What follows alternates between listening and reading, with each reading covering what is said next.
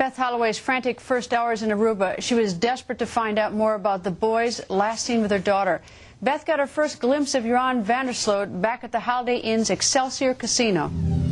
This is where you looked at it, the surveillance tape, in this tape. And who did you see in the surveillance tape? We saw Joran Vandersloot sitting at the Texas Hold'em table with some of the Mountain Brook students. But not Natalie? No, didn't see Natalie. How many hours after you arrived did you come up here and look at the surveillance? 2 hours. 2 hours after you arrived, you come up here at the Excelsior, look at the video, you see Joran at the table, right. And then you start to come down these stairs from the security area, right. Down these stairs to the actual casino, and that's where you ran into the two handlers who met you at the airport, and they had already spotted...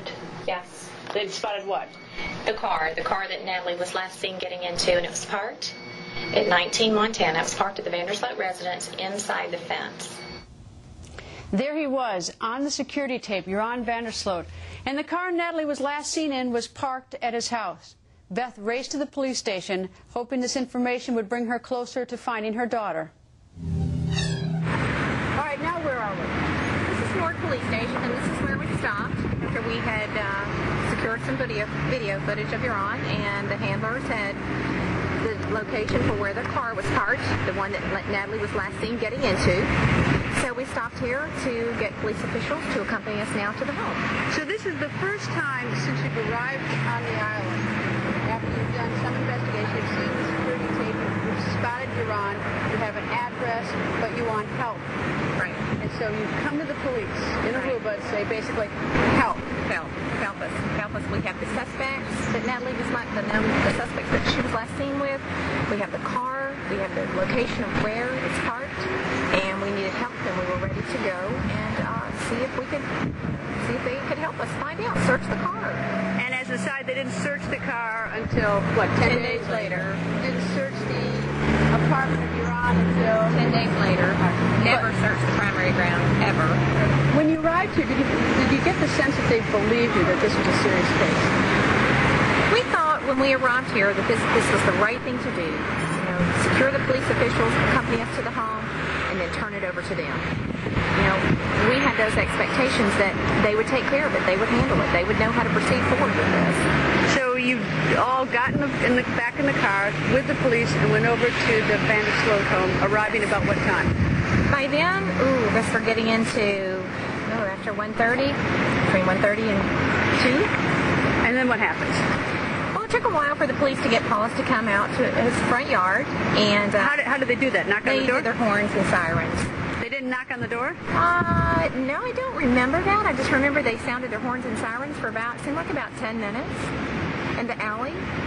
And finally, Paulus comes to the front door, has a cell phone already in his hand, which I think is a bit odd, but whatever.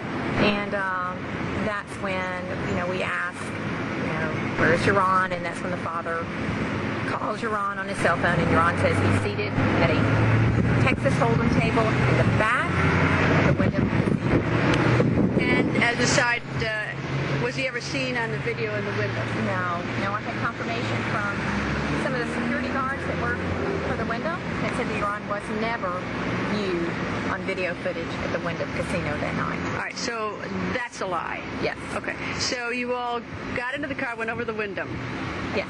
And Joran's not there, and so then... Paulus calls Joran, says, oh, no, I'm at home. So then you all get back in the car and go back to the Vandersloot. Yes. Now, are the police from this police station still with you? Yes, they accompanied us during the entire...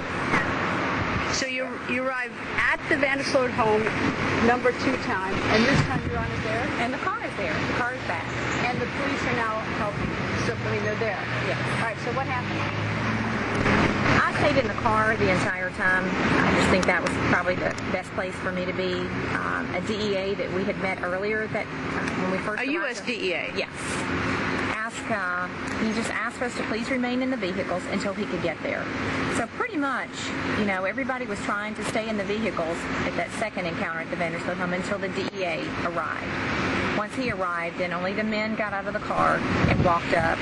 And, of course, what transpired there was Ron then beginning to tell the eyewitnesses from home of what happened. And he told the whole story about dropping her off at the Holiday Inn, which he later said was a lie. Yes, he describes also the sexual behavior which he engaged in with Natalie in front of these eyewitnesses from home. He describes the condition that she was in. Saying what? That she was drunk, that she was talking crazy things. I mean, he was saying bizarre things that Natalie was saying. And just a description, a very elaborate description of how they dropped her off at the Holiday Inn. Now, Beth and I decided to go inside the police station to ask for directions. You will not believe what happened when we stepped inside. Hello? Anyone here in the police station? You'll see the rest later in the show, but first, the first few days after Natalie disappeared, Natalie's parents and their friends searched everywhere, including crack houses. What did they see? That's coming up.